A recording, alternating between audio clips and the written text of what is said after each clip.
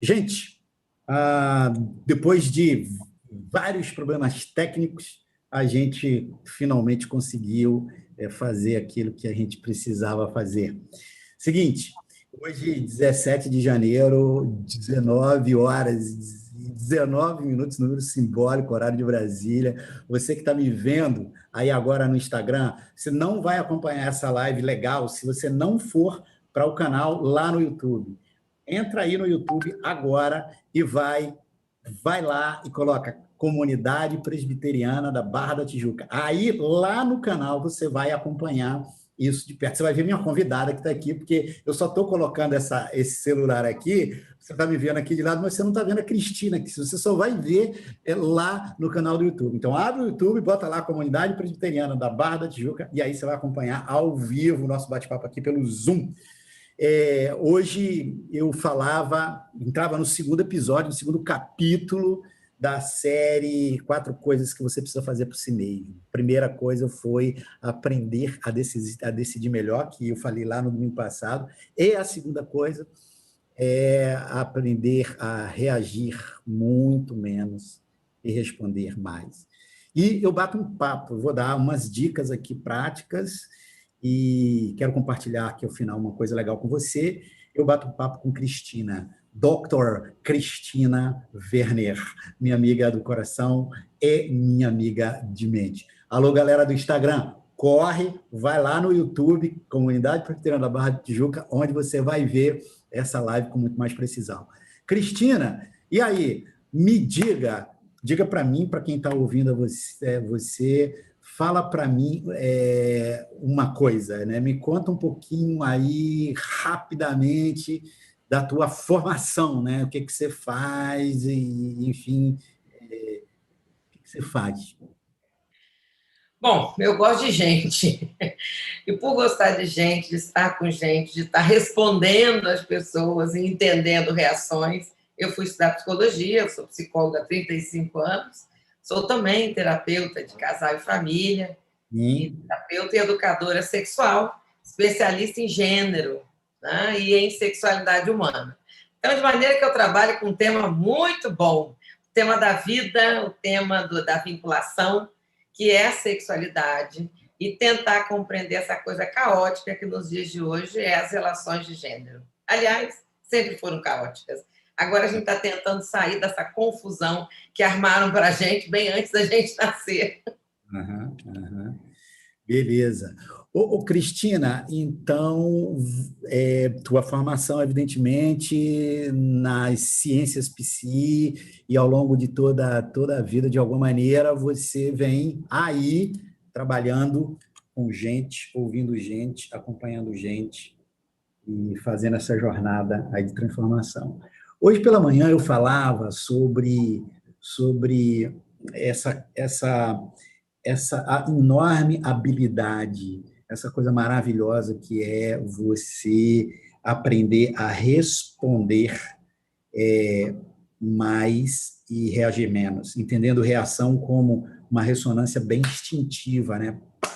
Ali, diante dos estímulos que a vida dá. E resposta é uma coisa mais amadurecida, a resposta é uma ressonância mais retardada, mais elaborada, mais amadurecida. Deixa eu te fazer uma pergunta. Você acha que o processo terapêutico, você acha que, que, que uma pessoa submeter a olhar a sua história, de maneira profissional, evidentemente, isso ajuda nessa capacidade de ser menos reativo e ser mais responsivo? Como é que você vê esse cruzamento entre essas duas coisas? Bom, com certeza, todo processo terapêutico, independente da linha teórica, né, que o terapeuta escolhido siga, né, ou a terapeuta escolhida siga, ela sempre é sempre uma via, um caminho, né, para o autoconhecimento. Então, quanto mais você se conhece, mais você também conhece as suas reações primárias, as suas reações mais instintivas, né?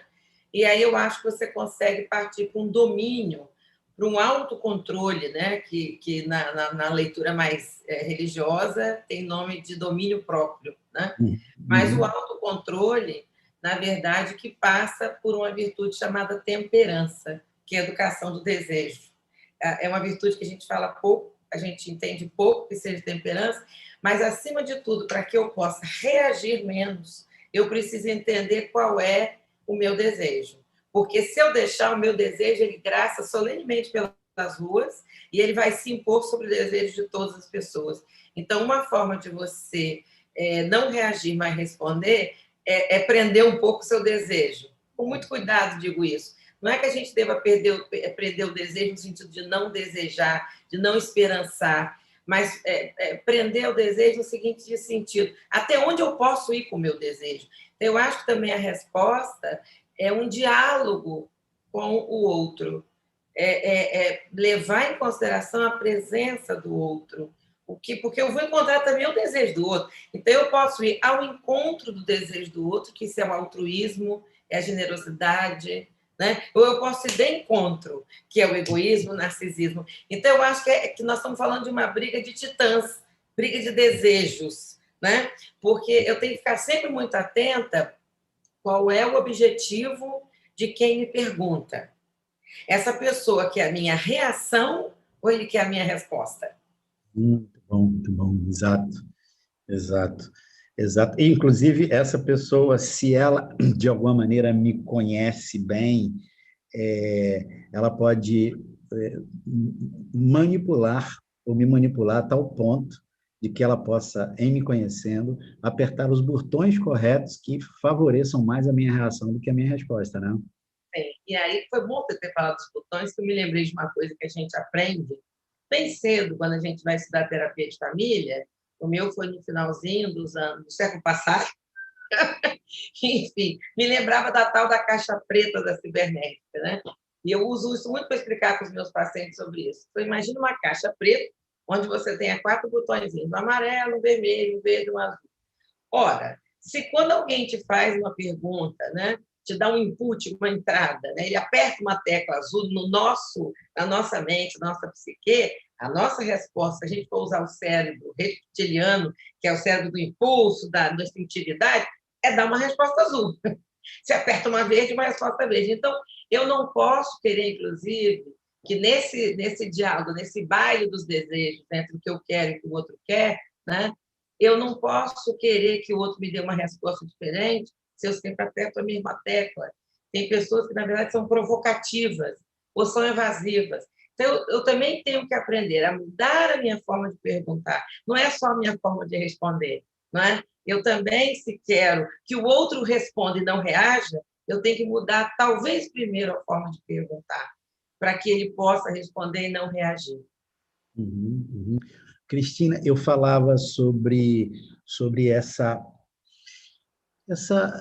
de como a viver a partir dessa.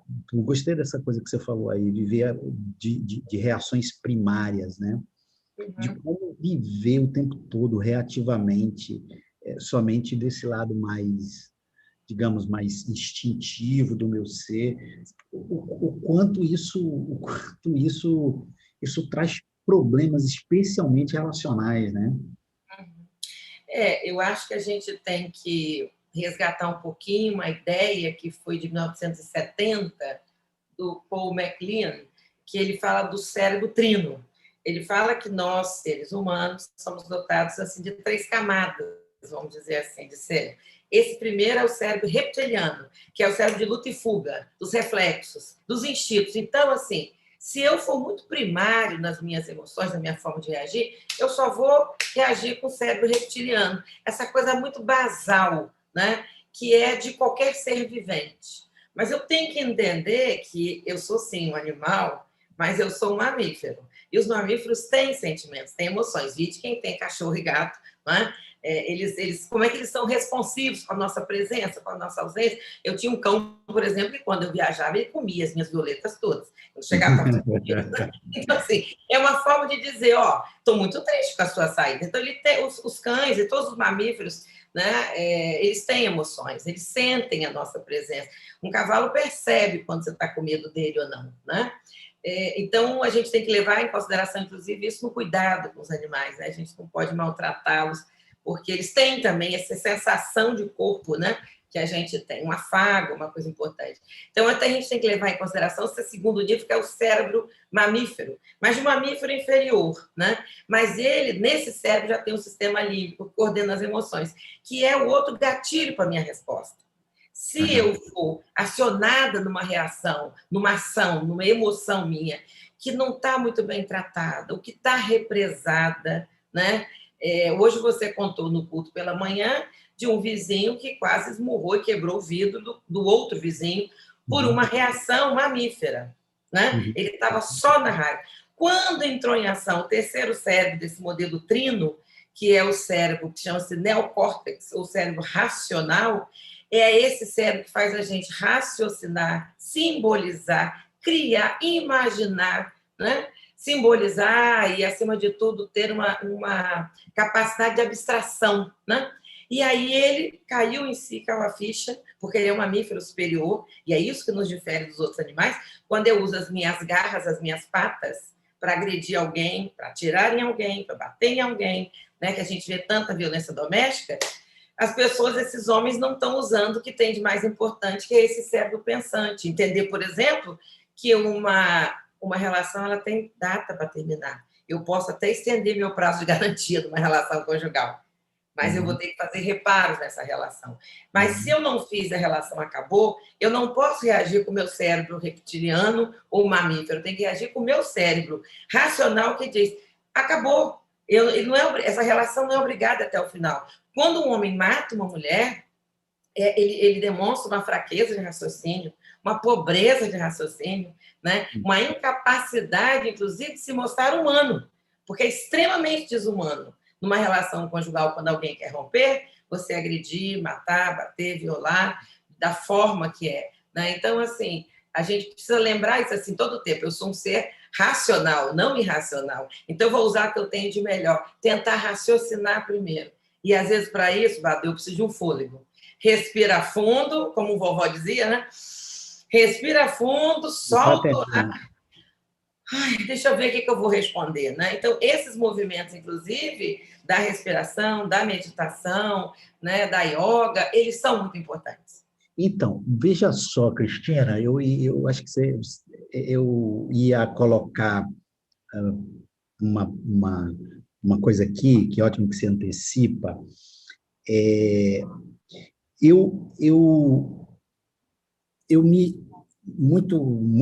Muito recentemente, eu fui trazendo para dentro, como é que eu digo isso? Não é para dentro da minha espiritualidade, porque a espiritualidade é uma coisa que me constitui, né? Não é um lugar que eu tenho, não é uma parte de mim que é espiritual, a outra parte não é a espiritualidade, é o todo. Mas, assim, esses exercícios, ou melhor, o desenvolvimento de práticas que me levem ao autocontrole, à temperança, a respostas mais maduras. Eu, pessoalmente, tenho encontrado na meditação essa grande, grande, grande fonte, né? Então, às vezes eu me ressinto acho que eu nem vivi tanto isso, mas observando de uma espiritualidade que ela é muito da conquista, e tal, uma coisa assim da super adrenalina que pode o tempo todo, em nome de Deus, favorecer e destilar muito mais reações do que respostas, né? Ou seja, como coisas práticas podem me ajudar a levar esse autocontrole, né? Essa temperança. Sem dúvida, as práticas meditativas, a terapia, já falamos de duas técnicas, vamos dizer assim, né? Dois ensinamentos, né, que Deus pôde proporcionar à humanidade, são extremamente úteis. Mas a utilização indevida do nome de Deus, né, é assustadora. Em nome de Deus já se matou muito, né? Já foram feitas inúmeras guerras. Inclusive, no século passado, a gente teve, na Irlanda do Norte, né, e a Irlanda, a briga de protestantes católicos. Nós tivemos as cruzadas, que foi uma coisa horrorosa, né? Horrorosa aquilo. Né? Então, assim, a gente tem que ter muito cuidado, que a gente projeta, né, no nome de Deus, algo que está dentro da gente, né? E a gente acaba fazendo uma licença indevida, né, do uso, né, desse ser tão amoroso, que é um ser de paz, é um ser de luz, é um ser que só mostra para a gente o quanto que, na verdade, a resposta sempre, você até falou na pregação anterior, na questão assim, do amor, né? Eu não sei se foi na live ou se foi na pregação, eu assisti os dois, né? Que, no fundo, tem que ser o balizador das relações, que é a relação amorosa. Porque, de novo, não pode estar bom só para mim, tem que estar bom para você também, né?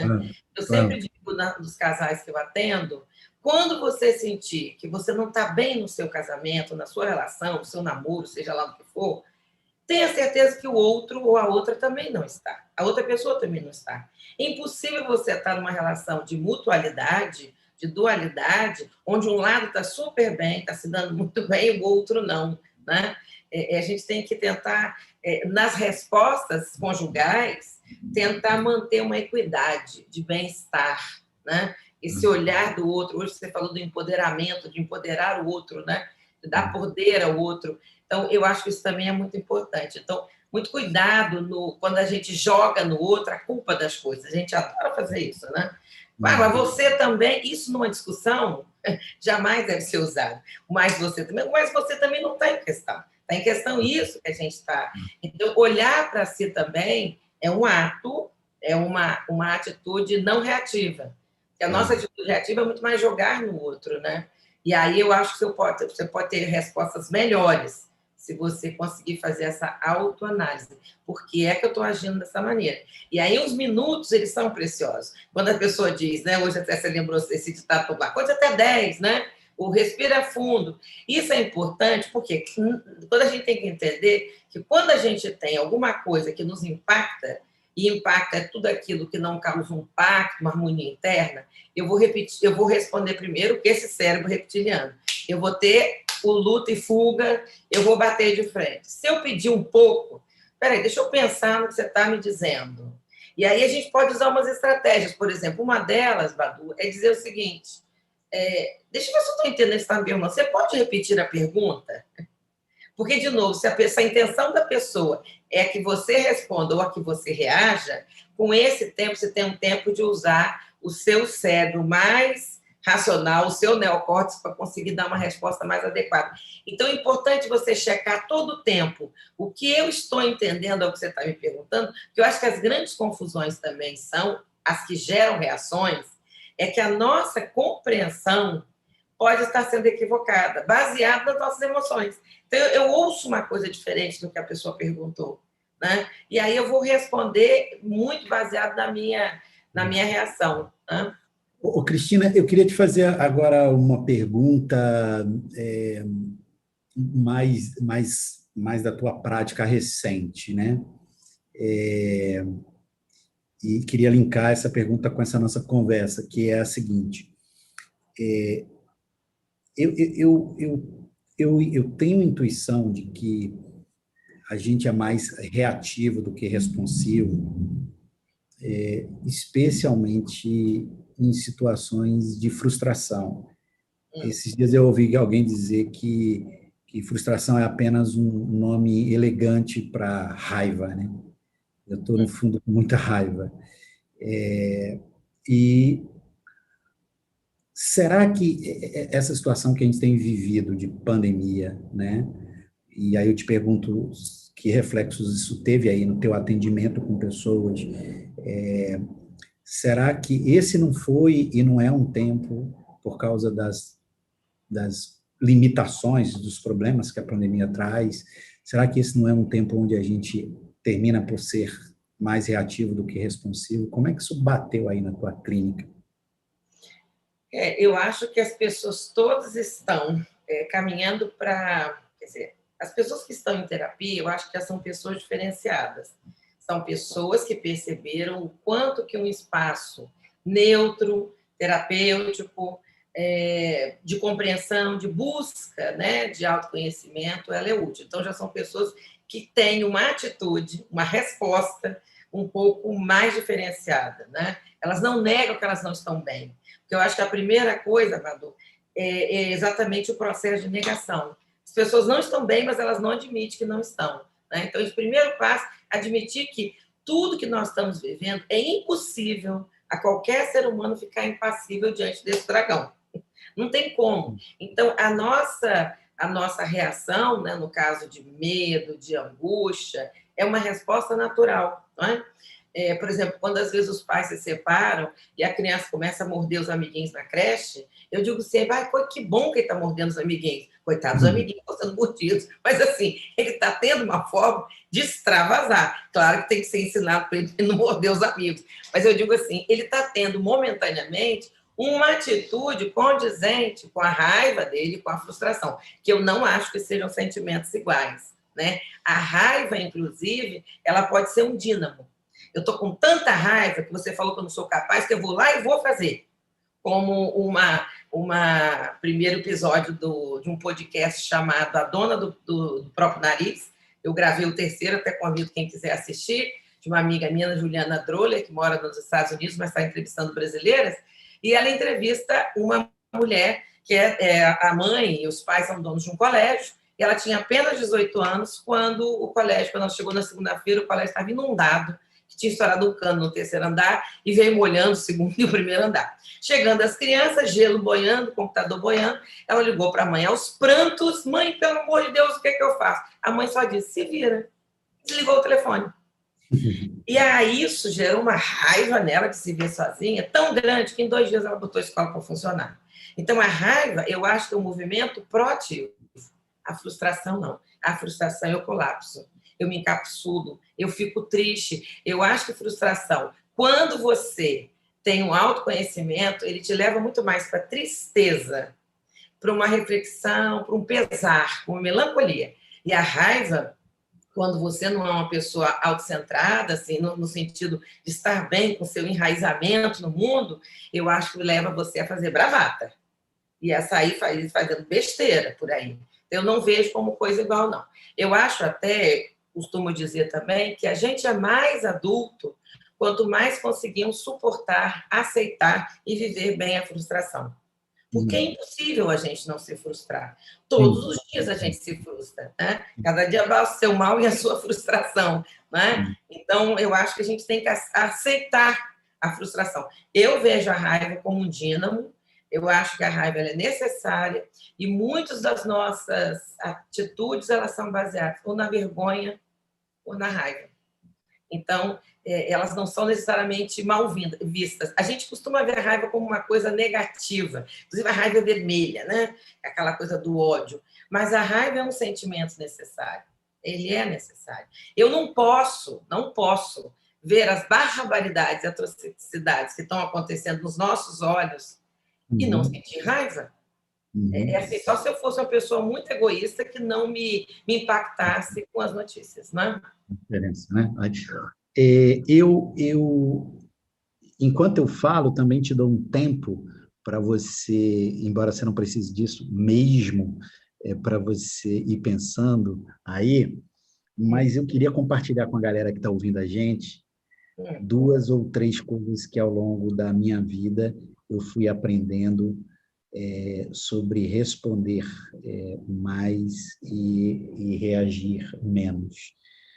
A primeira, eu aprendi na época do e-mail, né? Eu digo na época do e-mail porque hoje o WhatsApp, para ficar só, digamos assim, é um tributo à reatividade, né? Porque tudo é muito instantâneo, tudo é muito instantâneo, tudo é muito instantâneo.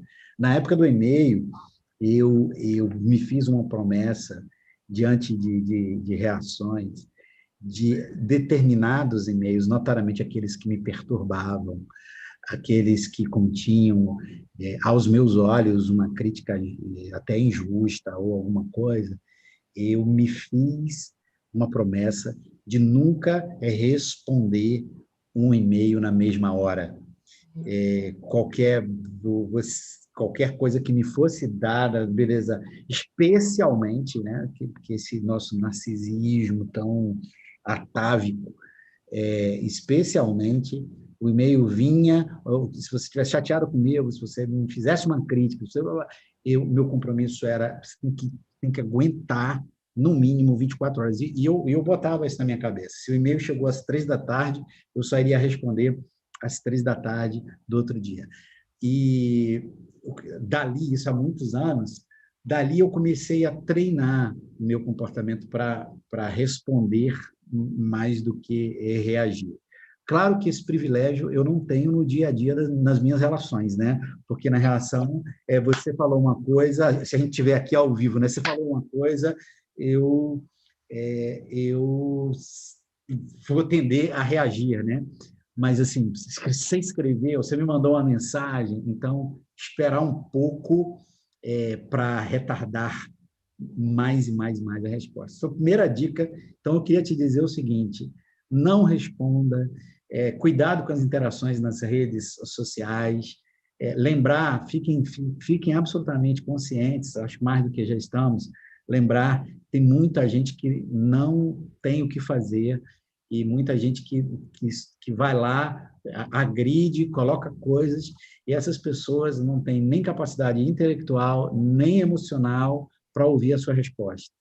E não vale a pena, não vale a pena, não vale a pena, honestamente. Então, retarda o máximo possível quando você recebe um estímulo assim. E eu levei uma outra coisa que eu aprendi, Cristina, e todo mundo que está ouvindo a gente aqui, uma outra coisa muito legal que eu aprendi nas relações foi exatamente isso aqui. Às vezes, eu tive uma situação com uma pessoa querida, da minha família e tal, e eu esperei 7 dias para dar uma resposta. E tem um detalhe, nesse período eu observei as curvas das minhas emoções. Um dia eu acordava com raiva e naquele mesmo dia eu ia dormir com mais generosidade no coração, mas no dia seguinte eu acordava com raiva. Então, e para mim, assim, a pior coisa desse período é me observar. Eu fico me observando, eu fico vendo as flutuações, mas ao final daí eu então acho que a resposta que eu dou, como disse hoje pela manhã, me traz muito menos arrependimento. Já tive situações na minha vida onde eu esperei 15 dias. Então, o que eu te aconselho é esse retarda o máximo que você puder, o que for sábio, retarda a tua resposta. Isso como eu disse hoje pela manhã, isso é uma questão de treinamento. É uma questão de treinamento, de fisioterapia, de acordar e todo Eu acho dia. que esse é o problema, não é, Badu? Porque, assim, eu tenho um raciocínio muito simplinho, bem bobinho, mas que é um raciocínio que sempre me chamou a atenção, né? Eu acho duas coisas. Primeiro, no passado, nós tínhamos um treino para espera muito maior que a geração atual. Por exemplo, nós tínhamos que esperar a nossa mãe bater o bolo, assar o bolo, esperar o bolo esfriar, porque o bolo quente está dor de barriga e dor de dente, e comia depois. Nesse processo, eram umas 3 horas. Hoje eu vou na padaria, no supermercado, eu compro um bolo pronto. Eu ficava esperando o marrom passar. O marrom era o nosso carteiro. E ele sabia que a gente, às vezes, esperava algumas cartas especiais, ele vinha de longe, assim, abanando com a carta. Era uma alegria receber a carta. Então, a gente escrevia uma carta, ia no correio, botava a carta, até a carta chegar. Então, era treino para a espera. A outra coisa era a revelação de filmes. Você tirava uma foto, você não tinha ideia de como é que ficou aquela foto, você não podia ver na hora, mandava para revelar, e eu, como sou capixaba, sou de Vitória, não tinha laboratório, vinha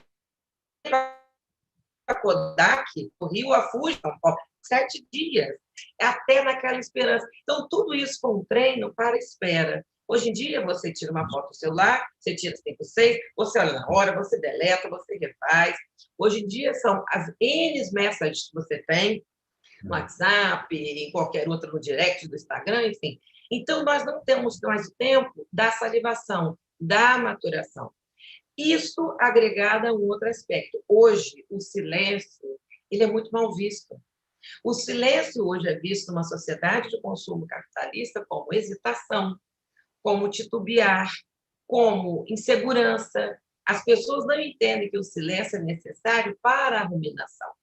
Outra coisa que eu brinco sempre, que eu queria muito ser como as vacas, que tem a glândula da ruminação, fica ruminando, engole, volta, pensa. A gente teria que ruminar o pensamento. Não é bater, levou. Você não está numa entrevista ali com, né, uma pessoa, isso, aquilo. Você tem que pensar. Por isso que é muito difícil, às vezes, numa situação que você tem que responder rápido, né? Você não tem muito tempo para pensar. Então, acho que essa sua proposta do treino para esperar é muito boa. E aí nós temos que fazer algumas atividades que nos obriguem a esperar. Como, por exemplo, um e-mail ou um WhatsApp que nos impacta, não responda na hora. Uma coisa boa, vai tomar um banho, vai tomar um café. Outra coisa importante é também assim, ter a humildade de buscar ajuda. Você acha que disse isso no pregação passada?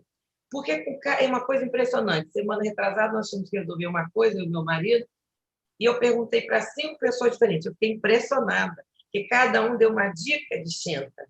Falei, nossa, a gente não tinha pensado nisso. É uma delícia quando alguém nos conta alguma coisa que a gente não sabe. Quando algum aluno me faz uma pergunta que eu não sei, eu adoro dizer eu não sei, mas é tão bom, é tão libertador. Olha, eu não sei, mas eu prometo que eu vou buscar ajuda, vou pesquisar para poder te responder. E aí é uma outra dica para quem está nos ouvindo agora ou depois, né? Tinha um personagem antigo, né? Vou fazer 60 anos, então quem é da minha época deve saber, que era do Chico Anísio, que ele falava assim, eu acho que era o Bozó, se eu não me engano, né? O nome desse personagem. O Bozó, a pessoa falava, ele fala, sim, eu quero dizer para vocês que vocês não precisam responder de imediato nada. Vocês podem fazer igual o Bozó. Tá, vou pensar. E diga abertamente esse ato, vou pensar. Porque você falou assim sobre, eu esperei uma semana, eu digo para você que eu tenho pacientes que esperam 30 anos para dar uma resposta. Especialmente pessoas que foram ofendidas sexualmente pelo tio, pelo avô, pelo pai, pelo padrasto. A gente recupera essa história e vai falar com a pessoa. Eu me lembro disso, a minha reação foi essa. Eu quero te dizer o quanto isso foi difícil na minha vida, mas que eu estou superando. Isso é uma forma de você botar para fora. Às vezes, uma mágoa de nascimento, de registro de nome, tem tanta traição, tantas coisas, as pessoas vão de manhã acordando, jogando essas mágoas nas costas, cada vez mais encurvadas com esse peso. Eu digo assim, tem sempre um tempo para responder. E mais uma coisa, né? E aí, nessa coisa do, na hora eu quis falar e não pude. Não tem problema. Se eu encontrar com a pessoa de novo, fulano, deixa eu te falar uma coisa, você lembra aquela vez que a gente estava lá sentada ali do clube, você pediu um café, que eu disse que eu não queria? Pois é, né? Eu queria. Mas sabe que a dia que eu não falei? Porque a última vez que eu pedi, você disse, sei lá, que eu estava querendo filar o seu café, qualquer coisa assim. Enfim, eu posso recuperar a história, ir lá para trás. Aquela história aconteceu. Eu posso fazer um novo fim para ela, né? E mais, acho que nesse processo de espera que você está sugerindo, é muito importante a gente saber que a gente não deve responder nada com fome, vide Esaú que se vendeu com um pratinho de lentilhas, não é? A gente não deve responder nada com bebida na cabeça, vide o que o homem da estátua de Sá, né? Do Ló, né? Que foi embebedado pelas 2 filhas, né? E transou com as 2 filhas, enfim. O vinho faz coisas, Noé também ficou peladão lá, né? O vinho faz umas coisas. Também não tomamos nenhuma atitude por falta de dinheiro, porque a gente pode vender a nossa dignidade para manter uma conexão. E essa é uma grande luta sempre. Nós estamos sempre nessa dualidade entre manter a conexão e a nossa dignidade. Então, com fome, com sono. Vai, me deixa dormir, né? Com bebida, ou com sede, com qualquer situação, ou de privação, ou de topor, ou de desespero, a gente faz qualquer negócio. E aí não é legal. E a gente pode perder nesse momento, quando a gente perde a nossa dignidade numa relação dual, não é uma resposta boa perder a dignidade para poder ter acesso a alguma coisa. Então, acho que essa resposta também é aquela resposta que eu preciso pensar. E dizer, eu preciso pensar, não tem nenhum problema. É sinal de que você é cuidadoso. Eu acho até que mostra assim, eu tenho tanto carinho em te responder, que eu não vou te responder de imediato. Eu vou pensar. Porque você merece o meu raciocínio, né? O meu pensamento. Show de bola, Cristina. Sempre uma enorme alegria e um aprendizado muito grande conversar com você. Muito obrigado por essa conversa, pela riqueza dela, pelos seus insights que enriqueceram muito aquilo que a gente conversou hoje pela manhã. E, claro, outras e outras e outras e outras e outras vezes a gente vai estar aqui. Eu queria terminar essa nossa conversa, gente,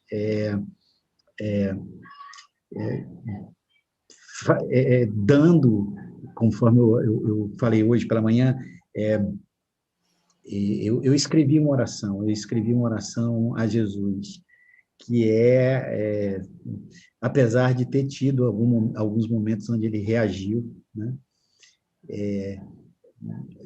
Mas Jesus, para mim, é o mestre da resposta amadurecida, de receber estímulos horríveis e mesmo assim responder de uma outra maneira.